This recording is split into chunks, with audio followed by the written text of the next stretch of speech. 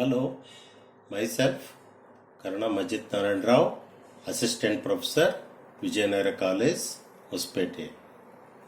In today's session, we shall discuss the concept of sound.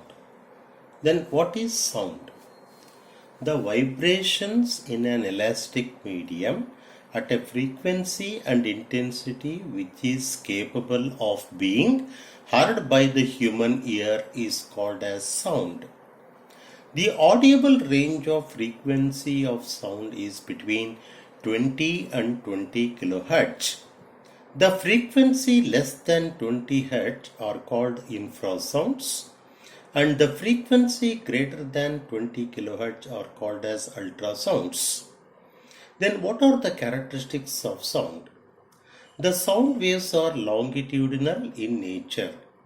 They are produced by vibrating the body. It requires a material medium for their propagation. They transmit energy from one point to another. Sound takes its own time to travel from one place to another. They produce the sensation of hearing. They undergo the phenomenon of reflection, refraction, interference, and diffraction. And whenever the sound, which when travels from one medium to another, frequency remains the same, but velocity changes with the change in wavelength. Now, what is wave motion? The wave motion means the transmission of disturbance without actual transfer of the medium is called wave motion. The wave carries energy but not the matter. Let us understand. Let us consider a stone which when being dropped into the pool of water. When the stone which when being dropped into the pool of water, we observe the concentric circles. These concentric circles are called as waves. Then how these waves are being formed? To understand, let us now consider here again a stone whenever it is being dropped into the pool of water. Then at the point of disturbance, this particle starts vibrate about their mean position. When it starts vibrate about their mean position, gains kinetic energy. This kinetic energy is being transferred to the neighboring particles. Whenever it is being transferred to the neighboring particle, these particles vibrates little later than the previous one. Likewise, there is a continuous transfer of energy takes place on either sides, which constitute to form waves on the surface of water. As a result of which we observe these concentric circles, which is termed as waves. Therefore, wave carries energy but not the matter. This transmission of disturbance without actual transfer of the medium is called as wave motion. Further, these waves are being classified into two types. They are mechanical and non-mechanical waves. The waves which requires a material medium for their propagation are called as mechanical waves. For example, water waves, the waves produced in a compressed spring, the waves produced in a rope or a string. The waves which do not require material medium for their propagation are called as non-mechanical waves. These non-mechanical waves are also called as electromagnetic waves. Example, the heat waves, light waves, radio waves, and so on.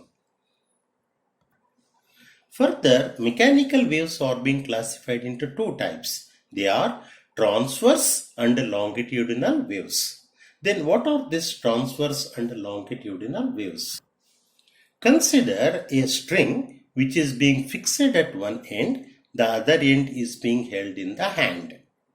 Whenever this string which when be moved up and down, as a result of which transverse waves are being formed in the medium.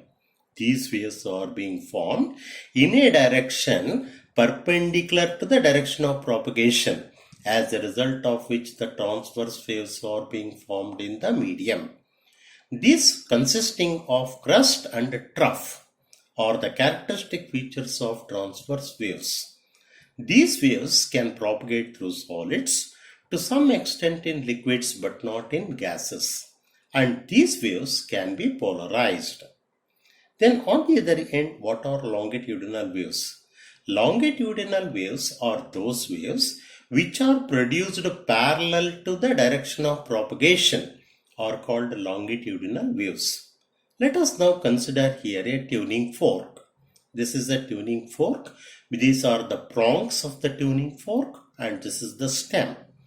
Whenever this tuning fork, which when being set into vibrations, as a result of which the longitudinal waves are being formed in the medium. These waves are being formed in a direction parallel to the direction of propagation, as a result of which longitudinal waves are being formed. These consisting of compressions, these are compressions and these are called rarefactions.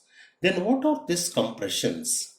Compressions are the points on a medium at which the pressure increases by decreasing the volume is called compression. And these are called rarefactions. Rarefactions are the points in the medium at which a pressure decreases by increasing the volume are called rarefaction. Hence, compressions and rarefactions are the characteristic features of longitudinal waves. Further, these waves can propagate through solids, liquids, and gases. And these waves cannot be polarized. And longitudinal waves, the best example is the sound waves. Therefore, sound waves are longitudinal in nature. Thank you.